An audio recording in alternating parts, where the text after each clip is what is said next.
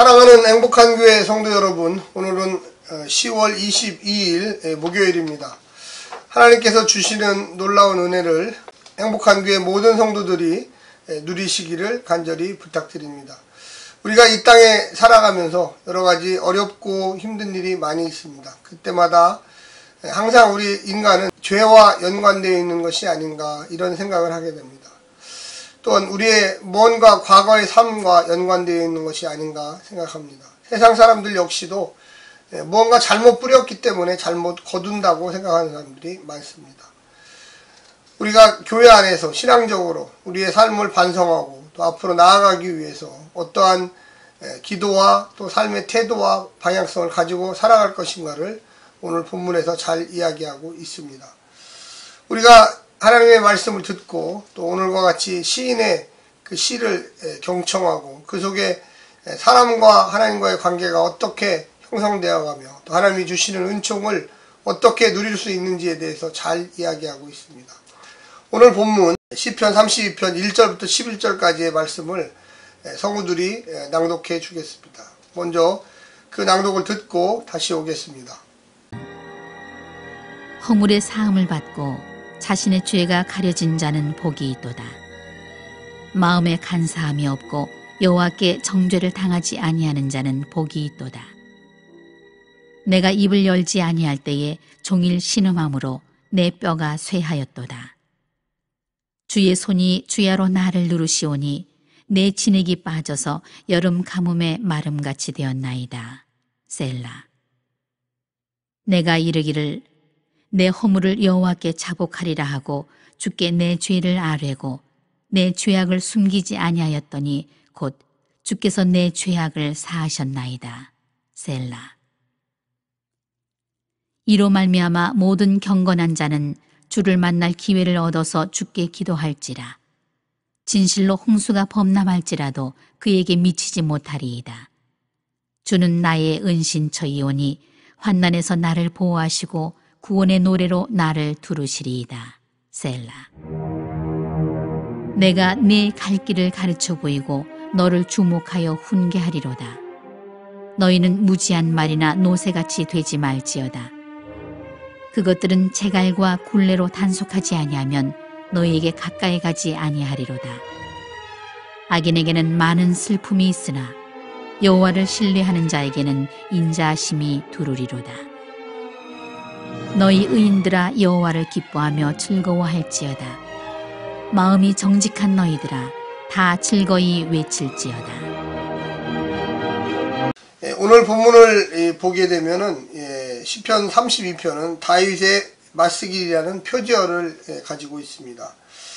이 시편 전체에서 이 13개의 맞쓰기이 있습니다. 42편, 44편, 45편, 52편부터 55편까지 또 74편, 78편, 88편, 89편, 142편. 오늘 본문 이 32편이 첫 번째 맞쓰기입니다. 뜻은 정확하게 모릅니다. 도대체 맞쓰기는 무슨 뜻일까? 여러 가지 이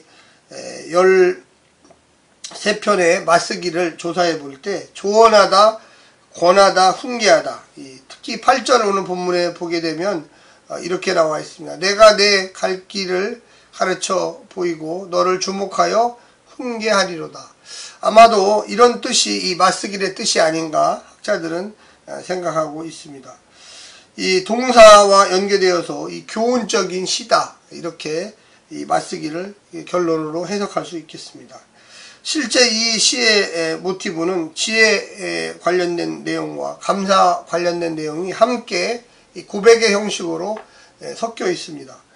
지혜시의 장르로 읽혀질 수가 있고요. 또 제사함에 대한 감사와 지혜 전통이 변주를 이루며 주의 인자하심을 깨닫도록 한다 이렇게 볼 수가 있습니다. 독자는 지혜와 감사를 중심으로 의인과 악인을 대조하며 야훼를 기뻐하고 즐거워하는 삶으로 초대하고 있습니다. 죄의 유일한 해결책이 과연 뭘까? 이건 회개입니다.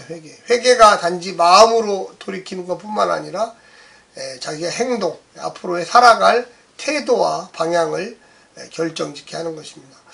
우리 한국 사회에, 특히 한국 교회에 이 회개를 잘못 생각하는 분들이 있는데, 그냥 하나님께 나와 주님 잘못했습니다, 이렇게 기도만 하면 회개라고 생각하시는 분이 있습니다. 절대 그렇지 않습니다. 그거는 반쪽 회개입니다. 회개는 물론 하나님 잘못했습니다, 이거부터 출발을 합니다. 그러나 구체적으로 우리 이웃, 또 나와의 관계에서 잘못된 관계를 맺었던 사람들과 좋은 관계를 다시 맺어야 됩니다.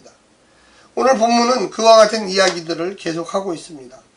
특별히 참회시 가운데 이 중에 우리가 하나를 보게 되면 6편, 32편, 38편, 39편, 51편, 130편, 143편입니다. 이 참회시의 공통적인 내용들은 하나님께 자기의 죄를 구하고 또 자기가 어떻게 살아갈지에 대해서, 또 하나님과의 관계를 다시금 형성하기를 원합니다.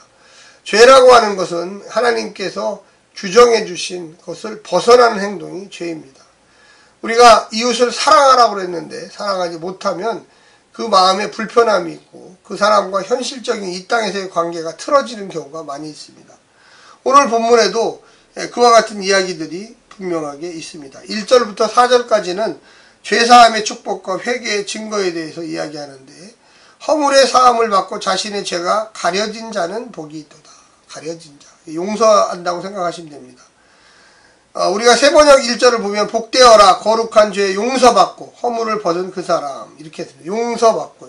그래서 우리가 개역개정판에 가려졌다 그러니까 숨겨졌다 이런 뜻이 아니라 이제는 허물을 벗은 사람, 죄를 용서받은 사람을 얘기합니다. 2절에 보면 마음에 간사함이 없고 여호와께 정죄를 당하지 아니한 자는 복이 있다. 한마디로 용서를 받은 사람.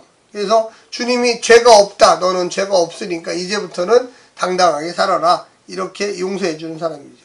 세 번역에는 주님께서 죄 없는 자로 여겨주시는 그 사람, 마음에 속임수가 없는 그 사람, 그는 복되고 복되다. 이제 하나님께서 그 정죄함을, 너 이제 괜찮다, 너는 이제 더 이상 그 문제로 고민하지 말아라, 분명한 선언을 해주셨습니다. 그만큼 그동안 얼마나 아팠겠어요. 그 죄로 인해서 마음이 상했겠습니까? 그래서 3절에 내가 입을 열지 아니할 때 종일 신음함으로 내 뼈가 새어있다. 한마디로 얘기하면 이런 얘기입니다. 입을 다물고 죄를 마음에 품고 있었어요. 하나님께 나와서 죄를 고백하고 다시는 그렇게 살지 않겠다고 확언을 하고 그렇게 뭔가 돌이키겠습니다 해야 되는데 그렇게 얘기를 안 해요. 그러니까 두 마음이 싸우죠. 회개해라, 회개하지 말아라, 참어라, 인내하라, 이런 거죠. 그런데 주님이 이제 네가 나와서 용서를 구했으니 용서해 주겠다, 이렇게 이야기하고 있는 것입니다. 그래서 4절에도 주의 손이 주야로 나를 누르시오니, 회개 안 해서 내 진액이 빠져서 여름 가물에 마름같이 되었나이다. 그러니까 그냥 이 물을 못 먹으면 사람이 갈증을 느끼잖아요. 근데 여름 가물, 햇빛이 쨍쨍 내리쳐가지고 천에 물이 다 말라버린 그러한 것이 내 마음이었다. 그래서 이 세 번역에는 주님께서 밤낮 손으로 나를 짓누르셨기에 내 혀가 여름 가물에 풀 마르듯 말라버렸나이다. 그러니까 물을 한 모금도 못 마셔서 쭉쭉 타는 거죠. 하나님께 나와서 하나님의 은혜를 누려야 되는데 그걸 못 누리고 이 마음속에서 죄를 숨겨놓고 하나님 어떻게 합니까? 이 마음만 갖고 있는 거예요. 그러니까 하나님 죄인 용서해 주십시오. 저는 죄인입니다. 제가 다시는 그와 같은 악한 일을 하지 않겠습니다. 이웃과 화평하겠습니다. 하나님의 공의를 추구하겠습니다. 이렇게 하면 되는데 안 한다는 거, 입이 꽉 먹고. 그러면서 문제는 심각하게 되는 것입니다. 우리가 오늘 본문에서 보게 되면 5절부터 8절까지 보면 경건한 자에게 기도하기를 원함. 그래서 6절에 보면 이렇게 나와 있습니다. 거기에 보면 이로 말미암아 모든 경건한 자는 주를 만날 기회를 얻어서 주께 기도할지라. 주님께 나와 기회를 얻어서 자기 죄를 고백해야지 혀가 쩍쩍 마르는 그런 일들이 벌어지지 않는다는 것이죠.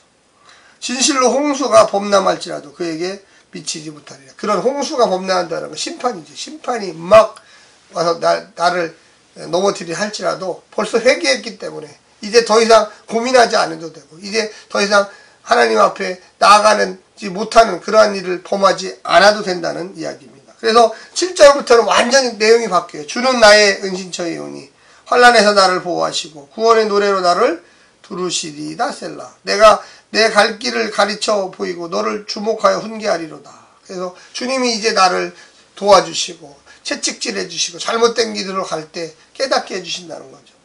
9절에 너희는 무지한 말이나 노새같이 되지 말지어다. 무지한 말 노새. 그러니까 지 멋대로 행하는, 뿔이 달려서 그냥 멋대로 주인이 의랴의랴하면서 이쪽으로 가자고 그러는데 반대쪽으로 막 가는 그런 행동하지 말고 하나님 말씀에 순종하는 사람이 되라. 이렇게 이야기하는 것입니다. 뿐만 아니라 그것들은 제갈과 굴레로 단속하지 아니하면 너희에게 가까이 가지 아니하리로다. 그래서 이 말씀을 이 세번역에는 9절에 이렇게 나와 있어요. 너희는 제갈과 굴레를 씌워야만 잡아줄 수 있는 분별 없는 노새나 말처럼 되지 말아라. 그러니까 입에다가 이 제갈을 물리죠. 그래서 조금만 주인이 잡아다녀도 으랴으랴. 근데 왜 그렇습니까?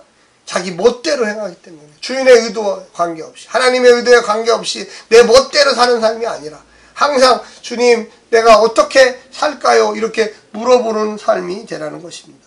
10절에는 악인에게는 많은 슬픔이 있으나 여호와를 신뢰하는 자에게는 인자하심이 두리리다. 할렐루야. 그래서 내 멋대로 내 인생 사는 게 아니라 주님 내가 어떻게 살아야 돼? 어디로 가야 될까요? 그랬더니 주님께서 인자하심, 선하심, 올바르심을 보여주는 거예요. 이쪽으로 가라. 네, 주님 알겠습니다. 그 전까지는 내 마음속에 막 살다가 죄를 짓고요. 내 마음대로 살다가 남을 핍박하고요. 폭력을 행사하고요. 욕을 하고요. 막 범민들이 나를 막 붙들어요. 하나님께 나아가고 싶은데 나아가지도 못해. 왜? 내가 한 게 있기 때문에, 죄진 게 있기 때문에. 이제는 이 시인이 용서를 받고 의를 얻고 모든 것을 다 극복했어요. 그래서 하나님께 주님 나와서 기뻐합니다. 마지막에 11절 너희 의인들아 여호와를 기뻐하며 즐거워하라. 의인, 이제 죄인이 아니라 의인으로 바뀌었어요. 네. 여호와를 기뻐하며 즐거워할지라. 마음이 정직한 너희들아 다 즐거이 외칠지어다. 할렐루야.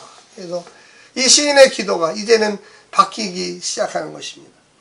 우리는 오늘 본문을 통하여 무엇을 깨닫겠습니까? 죄를 숨기는 죄인, 죄를 숨기는 죄인. 자기가 지은 죄가 무엇인지도 모른 채 입을 다물 때부터 시인의 입에는 종일 노래 대신 신음이 나옵니다. 입을 다물어. 하나님께 나와 깨달아야 되는데 주야로 하나님을 향한 죄책감에 눌려서 뼈가 쇠하고 피가 마르고 입이 고통스럽습니다. 그것은 하나님과의 관계를 갈망하지만 더 이상 나아가지 못하는 이 죄가 있어서 회개하지 않는 거죠. 고통입니다. 이는 갈망하는 자만이 느끼는 고통이며 이런 고통이 없는 자는 신앙 양심이 굳은 자입니다. 벌써 그 사람은 마음에 신약성경에 화인 맞은 자, 불을 맞았어요. 이제 깨닫지 못해요. 어떤 것이 옳은지 그른지 그냥 악하게 본성대로만 살아가는 거예요. 하나님과의 관계없이. 죄는 혼돈이죠. 그래서 늘 하나님과 기도가 안 될 때, 관계가 막힐 때는 그 가운데 죄가 있는 거예요. 하나님이 원하시지 않는 일을 하는 거예요. 두 번째는 죄를 숨기시는 하나님. 복 있는 자는 죄를 짓지 아니한 자가 아니라 용서를 받은 자예요. 용서를 받은 자. 하나님이 그래 너가 이제 입을 열었구나. 회개하는구나. 너의 마음을 안다. 너가 지금부터는 내가 가르쳐주는 길을 가거라. 이게 바로 복 받는 사람이죠. 하나님은 내 모든 죄를 알고 계시고요. 그 죄로 인한 내 마음의 고통도 아시고 사람이 죄를 숨기기를 포기하자마자 철저하게 온갖 죄를 가려주십니다. 세 번째 마지막으로 죄를 용서받은 의인. 성서에서 의인은 죄를 안 짓는 사람이 아니고요. 죄를 용서받은 사람입니다. 용서받은 사람. 의인은 내가 의인입니다가 아니고 하나님의 용서를 받아서 이제 다시금 새 출발하고 이제는 죄를 짓지 않겠다 결심하는 그 사람이 바로 의인입니다. 사랑하는 성도 여러분, 우리가 오늘 본문 시편을 통해서 많은 은혜를 받으시기를 간절히 부탁드립니다. 우리가 하나님께 이 맞쓰길의 시를 통해서 하나님께서 나를 조언하시고 권면하시고 훈계하셔서 우리 인생에 늘 밝은 길, 늘 축복의 길, 늘 주와 함께 동행하는 길을 걸으는 믿음의 백성들 되시기를 간절히 부탁합니다. 오늘 하루도 승리하십시오. 샬롬.